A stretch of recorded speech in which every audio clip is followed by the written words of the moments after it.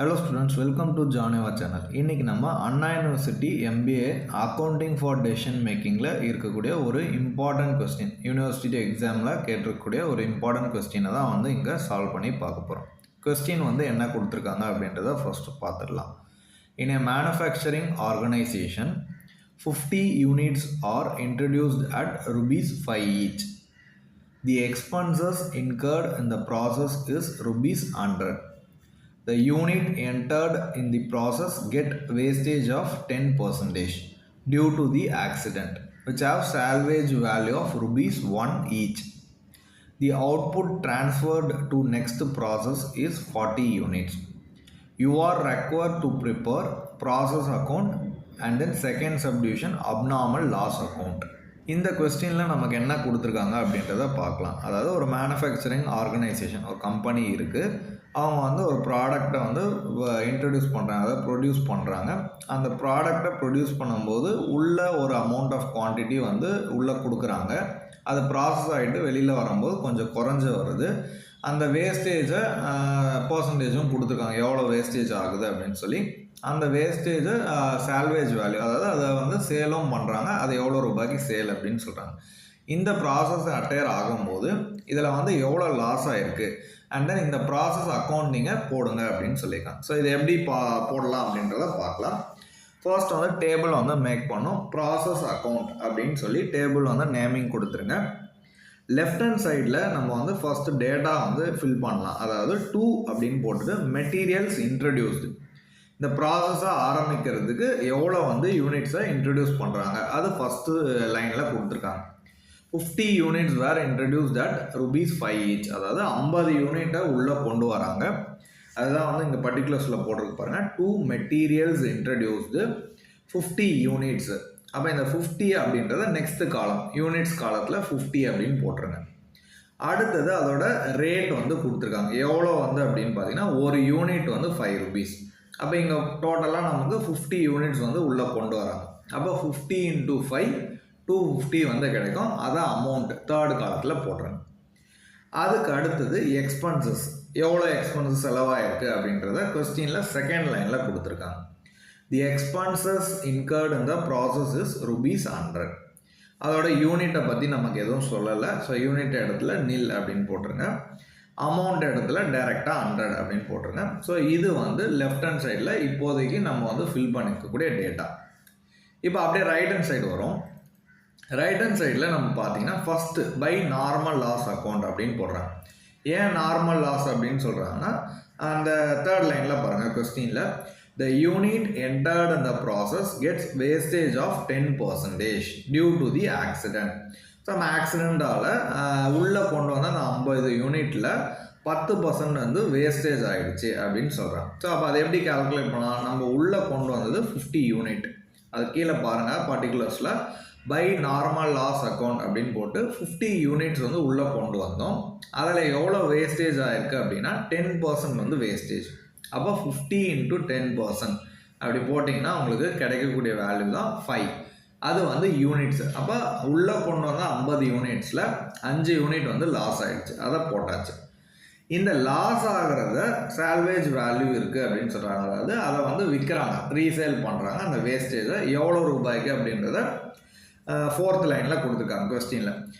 Which are salvage value of rupees 1 each. அப்போ எவ்வளோ unit loss ஆகிருக்கோ அதை வந்து ரீசேல் பண்ணுறாங்க. ₹1 வந்து ஒரு யூனிட் அப்படின்னு சொல்லி. அப்போ நமக்கு இங்கே எவ்வளோ இருக்குது? 50 யூனிட்ஸ் இருக்குது.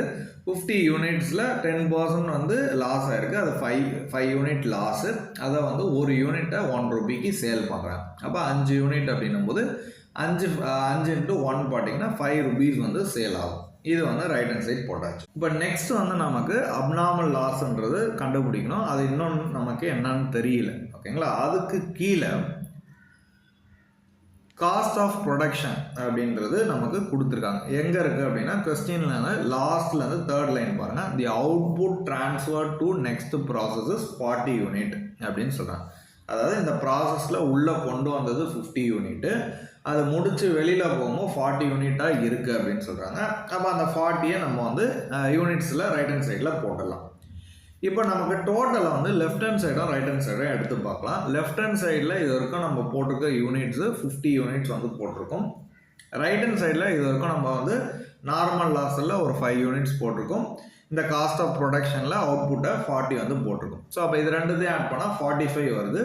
லெஃப்ட் ஹேண்ட் சைடோட டோட்டல் ஆல்ரெடி 50 இருக்குது. அப்போ டிஃப்ரென்ஸ் இன் ஷார்ட் ஃபால் வந்து நமக்கு ரைட் ஹேண்ட் சைடு வருது. அப்போ இந்த மாதிரி வந்து நமக்கு ஷார்ட் ஃபால் வந்து ரைட் சைடில் வந்தது அப்படின்னா அதை வந்து அப்நார்மல் லாஸ் அப்படின்னு சொல்லுவோம். பை அப்நார்மல் லாஸ் அக்கௌண்ட் அதை போட்டுட்டு அந்த ஷார்ட் ஃபால் இருக்க அந்த 5 வந்து அங்கே போட்டுட்டு டேலி பண்ணிட்டோம். அப்போ லெஃப்ட் ஹேண்ட் சைடில் இருக்கக்கூடிய டோட்டல் யூனிட்ஸும் 50 கிடச்சிரும். ரைட் ஹேண்ட் சைடில் இருக்கக்கூடிய டோட்டல் யூனிட்ஸும் 50 வந்து கிடச்சிரும். ஸோ அப்போ லெஃப்ட் யூனிட்டும் ரைட் யூனிட்டும் டேலி ஆகிடுச்சு. இப்போ அமௌண்ட் செக்ஷன் வரலாம். அமௌண்ட் செக்ஷனில் நமக்கு அப்நார்மல் லாஸ் அக்கௌண்ட் அதுக்கு 5 யூனிட்ஸ் அப்படின்றத நம்ம போட்டுட்டோம். பட் அதோட அமௌண்ட் வந்து நமக்கு தெரியாது. கரெக்டாக? ஸோ அப்போ அந்த அமௌண்ட்டை கண்டுபிடிக்கணும். அப்படியே கீழே வந்து ஒர்க்கிங் நோட்டில் பாருங்கள், ஃபார்முலா கொடுத்துருக்காங்க. Value of abnormal loss is equal to total cost incurred minus scrap value of normal loss divided by input unit minus normal loss unit. இதெல்லாம் கண்டுபிடிச்ச பிறகு into unit of abnormal loss. இதை எப்படி substitute பண்ணலாம்? First வந்து total cost incurred. Total cost இன்கர்டுன்றது நமக்கு left hand சைடில் இருக்கக்கூடிய அமௌண்ட்டோட டோட்டல். ஸோ எவ்வளோ இருக்குது? 250 ஒன்று இருக்குது, இன்னொன்று 100 இருக்குது. 250 100 ஆட் பண்ணிங்கன்னா உங்களுக்கு கிடைக்கக்கூடிய வேல்யூ 350. அது வந்து total cost incurred minus scrap value of normal loss. Normal லாஸோட அமௌண்ட் வந்து நம்ம போடணும். அது வந்து ரைட் ஹேண்ட் சைடில் இருக்குது. ஃபஸ்ட்டு வேல்யூ அதாவது பை நார்மல் லாஸ் அக்கௌண்ட்டில் போட்டிருக்கோம்ல, எவ்வளோ அமௌண்ட் இருக்குது அப்படின்னா 5 இருக்குது. அதுதான் வந்து scrap value of normal loss. And then whole thing divided by input unit. Input யூனிட்ன்றது நம்ம எவ்வளோ வந்து யூனிட்டை உள்ளே கொண்டு வந்தோம். அது ஸ்டார்டிங்கில் இருக்குது 50 யூனிட்ஸ் தான் நம்ம உள்ளே வந்து கொண்டு வந்தோம். அப்போ 50 வந்து இன்புட் யூனிட் மைனஸ் நார்மல் லாஸோட யூனிட். அது அப்படியே ரைட் ஹேண்ட் சைடில் ஃபர்ஸ்ட் இதில் நம்ம போட்டிருக்கோம். நார்மல் லாஸ் அக்கௌண்ட்டோட யூனிட் எவ்வளோ லாஸ் அப்படின்னு பார்த்தீங்கன்னா 5 யூனிட் வந்து லாஸ். இதை எல்லாத்தையும் சால்வ் பண்ணிவிட்டு லாஸ்ட்டாக வந்து unit of abnormal loss. Abnormal லாஸ்ன்றது ரைட் ஹேண்ட் சைடில் செகண்ட் லைன். ஸோ அதை நம்ம இப்போ கண்டுபிடிச்சோம். அதாவது இந்த பேலன்சிங் ஃபிகர் அது எவ்வளோ இருக்குது அப்படின்னு பார்த்தீங்கன்னா 5. இதை எல்லாத்தையும் சால்வ் பண்ணிங்க அப்படின்னா உங்களுக்கு அப்நார்மல் லாஸோட அமௌண்ட்டு கிடைக்கும், விச் இஸ் 38. இந்த 38ஐ நீங்கள் ரைட் ஹேண்ட் சைடில் அப்நார்மல் லாஸ் அக்கௌண்ட் அதுக்கு நேராக அமௌண்ட்டில் போடுங்க. ஸோ அப்போ அமௌண்ட்டை போட்டாச்சு, 38 அப்படின்னு போட்டாச்சு. நெக்ஸ்ட்டு வந்து இப்போ நமக்கு ரைட் ஹேண்ட் சைடோட டோட்டல் வந்து ஆட் பண்ணி பார்க்கணும். 38 5 மட்டும் தான் நம்ம அமௌண்ட்டில் இது வரைக்கும் 2 போட்டிருக்கோம். பட் லெஃப்ட் ஹேண்ட் சைடில் நமக்கு 2 அமௌண்ட் இருக்குது. 250 100 இருக்குது, 350 இருக்குது. ரைட் ஹேண்ட் சைடில் நமக்கு 350 வரல. ஸோ 350 கம்மியாக தான் இருக்குது. அதாவது 38 ஒரு 5 இருக்குது, 43 தான் வந்து நமக்கு ரைட் ஹேண்ட் சைடு டோட்டல் வருது. கரெக்டாக? ஸோ அப்போ இந்த டிஃப்ரென்ஸ் எவ்வளோ இருக்குது? லெஃப்ட் ஹேண்ட் சைடோட டோட்டல் 350 மைனஸ் ரைட் ஹேண்ட் சைடில் இது வரைக்கும் வந்திருக்க டோட்டல் வந்து நமக்கு டிஃப்ரென்ஸ் இன் ஷார்ட் ஃபால் வந்து எவ்வளோ இருக்குது அப்படின்னா 307 வந்து இருக்குது. அப்போ இந்த பேலன்சிங் ஃபிகர் 307 தான் வந்து காஸ்ட் ஆஃப் ப்ரொடக்ஷனோட அமௌண்ட்டாக இருக்கும். ஏன்னா அப்போ தான் நமக்கு லெஃப்ட் ஹேண்ட் சைடும் ரைட் ஹேண்ட் சைடும் டேலி ஆகும். லெஃப்ட் ஹேண்ட் சைடில் டோட்டல் வேல்யூ 350 வந்துடுச்சு. இப்போ ரைட் ஹேண்ட் சைடில் நீங்கள் அந்த பேலன்சிங் ஃபிகர் 307 போட்டுட்டீங்க அப்படின்னா உங்களுக்கு ரைட் ஹேண்ட் சைடோட வேல்யூவும் டேலி ஆகிடும். இந்த 307 போட்டதுக்கப்புறம் நீங்கள் என்டையர் ப்ராசஸ் அக்கௌண்ட்டை முடிச்சிருங்க. அதுக்கு நீங்கள் அந்த லாஸ்ட்டாக அந்த பர்டிகுலர்ஸில் தேர்ட் இதுக்கு எப்படி எழுதணும் ரைட் ஹேண்ட் சைடில் அப்படின்னா by cost of production 40 units அப்படின்னு போட்டாச்சு. அதோட பர் யூனிட் ரேட் வந்து நம்ம தெரிஞ்சுக்கணும். ஸோ நம்ம மொத்தமாக போட்டுட்டோம் 40 யூனிட்ஸ்க்கு 307 rupees வந்து வருது அப்படின்னு சொல்லி பேலன்சிங் ஃபிகரை எடுத்து நம்ம போட்டுட்டோம். அது ஒரு யூனிட்டுக்கு எவ்வளோ அப்படின்னு தெரிஞ்சுக்கணும் அப்படின்னா அந்த 307 எடுத்து டிவைடட் பை 40 டிவைட் பண்ணுங்கள். ஸோ அப்படி டிவைட் பண்ணால் கிடைக்கக்கூடிய வேல்யூ தான் 7.68. அப்போ 40 யூனிட்ஸை 307க்கு நம்ம வந்து டோட்டல் சொல்கிறோம் அப்படின்னா அப்போ ஒரு யூனிட் வந்து எவ்வளோ இருக்கும் அப்படின்னா 7.68, which is nothing but your balancing figure. அந்த 307ன்றது பேலன்சிங் ஃபிகர். அதை வச்சு நம்ம இந்த வேல்யூவை நம்ம வந்து அரைவ் பண்ணிட்டோம். ஸோ அப்போ இந்த ப்ராசஸ் அக்கௌண்ட் வந்து ஃபுல்லாக முடிஞ்சிடுச்சு. அதாவது லெஃப்ட் ஹேண்ட் சைடோட டோட்டல் யூனிட்ஸும் அமௌண்ட்டும் இருக்க வேல்யூவும் அதே மாதிரி ரைட் ஹேண்ட் சைடில் இருக்கக்கூடிய டோட்டல் யூனிட்ஸும் அதோட அமௌண்ட்டும் சேமாக இருக்குது. இப்படி வந்து நீங்கள் டேலி பண்ணிட்டீங்க அப்படின்னா இதுதான் ப்ராசஸ் அக்கௌண்ட். ஸோ இங்கே என்ன வந்து விஷயம் நடந்திருக்கு அப்படின்னா 50 யூனிட்டை இன்ட்ரடியூஸ் பண்ணுறாங்க. அதோட மதிப்பு வந்து ரூ. 250 சொல்கிறாங்க. அதே வந்து அந்த ப்ராசஸ், ஸோ எப்படி வந்து இப்போ நம்ம ஒரு கோல்டை ரா மெட்டீரியலாக கொண்டு வந்து அதை ப்ராசஸ் பண்ணி ஃபைனலாக வரும்போது அதோட வேஸ்டேஜ் எல்லாம் போக உங்களுக்கு கொஞ்சம் குறையும், கரெக்டாக. ஆனால் மதிப்பு வந்து கூடும். ஸோ ஏன்னா ப்ராசஸ் அங்கே நீங்கள் வந்து வேலை பார்த்துருக்கீங்க. ஸோ அந்த ஒர்க் பண்ணதுக்கப்புறம் அதோட ரேட்டு கூடும். ஸோ அதே தான் இங்கேயும் 50 யூனிட்டாக உள்ளே வரும்போது 250க்கு அதோட ரேட் இருந்தது. அதே ப்ராசஸ்லாம் போய் லாஸ்லாம் ஆனதுக்கப்புறம் அதோட யூனிட் வந்து குறைஞ்சது 40 யூனிட்டுக்கு குறைஞ்சிடுச்சு. ஆனால் அமௌண்ட்டை பொறுத்தவரை 250ல் இருந்த இன்ட்ரடியூஸ் அமௌண்ட் வந்து 307க்கு இன்க்ரீஸ் ஆகிருக்கு. ஏன் இன்க்ரீஸ் ஆகிருக்கு அப்படின்னா அந்த ப்ராசஸ் பண்ணும்போது அது ரீஃபார்ம் ஆகுது. அப்போ அதோட மதிப்பு வந்து கூடுது. இதுதான் வந்து ப்ராசஸ் அக்கௌண்ட். இது வந்து ஃபர்ஸ்ட் சப்டிவிஷன் கண்டுபிடிச்சாச்சு. நெக்ஸ்ட் செகண்ட் சப்டிவிஷனில் என்ன கேட்டிருக்காங்க அப்படின்னா அப்நார்மல் லாஸ் அக்கௌண்ட் கண்டுபிடிக்க சொல்லியிருக்காங்க. ஸோ அப்போ அதுக்கு அப்நார்மல் லாஸ் அக்கௌண்ட் அப்படின்னு சொல்லி டேபிள் போட்டுருங்க. Left hand side first fill பண்ணிப்போம். அதாவது பர்டிகுலர்ஸு, யூனிட்டு, ருபீஸ்.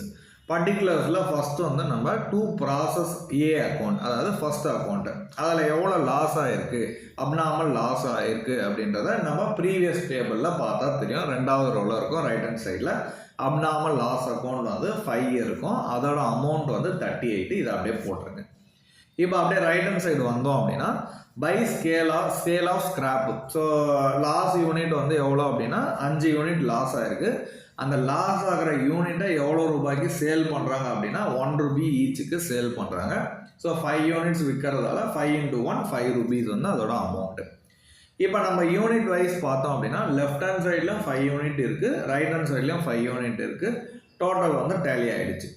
இப்போ அமௌண்ட் சைடுக்கு வரும். லெஃப்ட் ஹேண்ட் சைடில் நம்ம 38 போட்டிருக்கோம், ரைட் ஹேண்ட் சைடில் நம்ம 5 தான் போட்டிருக்கோம். அப்போ டிஃபரன்ஸ் அண்ட் பேலன்சிங் ஃபிகர் வந்து ரைட் ஹேண்ட் சைடு தான் ஷார்ட் ஃபால் இருக்குது, விச் இஸ் 33. அந்த 33யை நீங்கள் ரைட் ஹேண்ட் சைடு போட்டுருங்க.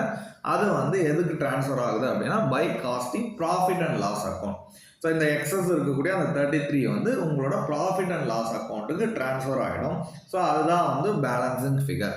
ஸோ அப்போ யூனிட்ஸ் வைஸ் பார்க்கும்போது 5 unit left and right hand side tally ஆகிடுச்சு. இப்போ அமௌண்ட் வைஸ் பார்க்கும்போதும் லெஃப்ட் ஹேண்ட் சைடும் 38, ரைட் ஹேண்ட் சைடும் 38. இது வந்து நமக்கு பேலன்சிங் ஆகிடுச்சு. ஸோ அப்போ இந்த கொஸ்டினில் கேட்கக்கூடிய 2 அக்கௌண்ட்டையும் நம்ம ப்ரிப்பேர் பண்ணிட்டோம். அதாவது ப்ராசஸ் அக்கௌண்ட் கேட்டாங்க, அதை போட்டுட்டோம். அதை தவிர்த்து அப்நார்மல் லாஸ் அக்கௌண்ட் இதையுமே நம்ம போட்டுட்டோம். இந்த சம் வந்து உங்களுக்கு கிளியராக புரிஞ்சிருக்கும்னு நினைக்கிறேன்.